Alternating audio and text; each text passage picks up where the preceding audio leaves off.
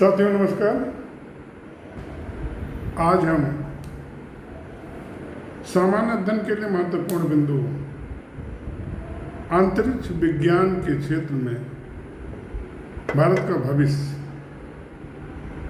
इसरो ऐसा संगठन जो कमांडिंग हाइट की तरफ देश को ले जाने के लिए निरंतर अग्रसर है, जिसके लक्ष्य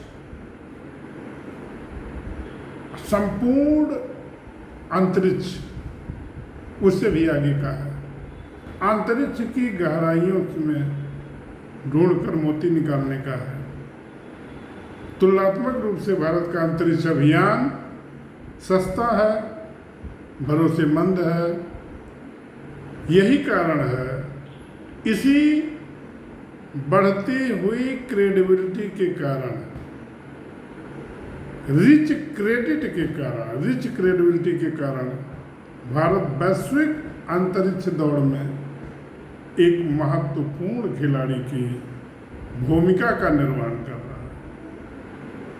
पिछले वर्ष 23 अगस्त को 2023 में 23 अगस्त को भारत ने चंद्रमा के दक्षिणी ध्रुव पर चंद्रयान 3 की सॉफ्ट लैंडिंग की थी और इस उपलब्धि का जश्न मनाते हुए आज 23 अगस्त को राष्ट्रीय अंतरिक्ष दिवस मनाया जाता है। इस वर्ष यह दिन और खास हो गया जब अभी 18 दिनों की यात्रा अंतरिक्ष में पूरी करके एक्सियोम 4 पर पूरी करके अंतरिक्ष यात्री श्री शुभांशु शुक्ला भारत आए और इस उनके उपलब्धि को भारत, इसरो, पूरा देश गर्व से उत्सव के रूप में मना रहा है। आज भारतीय इस अंतरिक्ष अनुसंधान संगठन केवल चंद्रमा और मंगल पर पहुंचने की बात नहीं हो रही है, बल्कि शुक्र से जुड़े मिशन पे भी कार्य हो रहा है और चंद्रमा से मिट्टी लाने का नमूना लाने पर भी प्रयास है। ये मिशन में है। भारत भारतीय धरती से भारतीय रॉकेट के जरिए भारतीय नागरिक को मानव युक्त अंतरिक्ष उड़ान पर भेजने की योजना है। भारतीय अंतरिक्ष अनुसंधान इसरो ने 2025 में अपने 100वें रॉकेट का परीक्षण किया, जिसमें एक नेविगेशन उपग्रह भी था और यह भारतीय क्रायोजेनिक इंजन प्रौद्योगिकी का सफल प्रदर्शन था। अभी कुछ दिन पहले 30 जुलाई को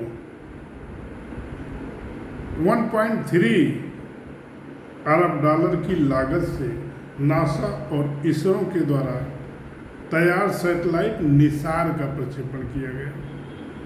यह भारत और अमेरिका का साझा मिशन था और इसे GSLV F-16 द्वारा प्रक्षेपित किया गया। इसरो के अध्यक्ष बी नारायणन ने कहा कि भारत की क्रायोजेनिक प्रक्षेपण प्रणाली सटीक और भरोसेमंद साबित हो रही है, जिसका लोहा सारी दुनिया भी मानती है। भारत का रोडमैप जो गगनयान है, अभी गगनयान से संबंधित एक परीक्षण किया गया और सफलतापूर्वक वह परीक्षण संपन्न हुआ।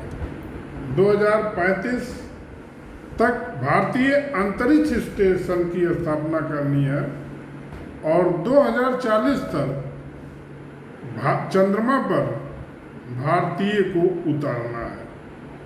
स्वदेशी मानव युक्त अंतरिक्ष उड़ान के क्लब में भारत शामिल होगा, जिसमें कि अभी तक केवल मात्र 3 देश हैं, रूस, अमेरिका और चीन। अब इसरो के लिए कोई भी लक्ष्य कठिन नजर नहीं आता। उन्नत तकनीकी, कम बजट में असफलता के परसेंटेज को कम करते हुए जो आगे का उद्देश्य है, जिसमें चंद्रयान 4 भी काफ़ी महत्वपूर्ण है, और इस मिशन से चांद से नमूना लाने की तैयारी हो रही है। इसी तरह शुक्र ग्रह के लिए एक अभियान चलाया जा रहा है। इसके लिए नए शक्तिशाली रॉकेट का विकास, स्वयं का अंतरिक्ष स्टेशन, और 2028 में एक अंतरिक्ष मॉड्यूल प्रक्षेपण की भी योजना है। 2040 में वो लकी दिन होगा सबके लिए, जब चंद्रमा पर भारतीय अंतरिक्ष यात्री को उतारने का प्रयास सफल होगा। इकोनॉमी में 300 से ज़्यादा स्टार्टअप आज अंतरिक्ष के क्षेत्र में चल रहे हैं। अभी भी अंतरिक्ष में 50 से ज़्यादा उपग्रह सक्रिय हैं, और ये हम सभी का सपना है, पूरे देशवासियों का सपना है कि जब 2047 में भारत की आज़ादी की 100वीं वर्षगांठ मनाई जाएगी, भारत विकसित राष्ट्र के रूप में अपने सुनहले सपनों को सच करता हुआ नजर आएगा, तो चांद पर भी भारतीय तिरंगा लहरा रहा होगा। आज उत्कृष्टता के मानदंडों को पूरा करते हुए कोई भी लक्ष्य, किसी अनटर्न, कोई भी पत्थर अनटर्न नहीं रहेगा।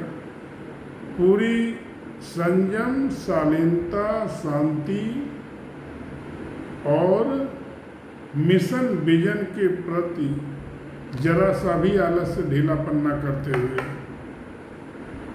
इसरो भारत के लिए नई नई उपलब्धियां दे रहा है। जय हिंद।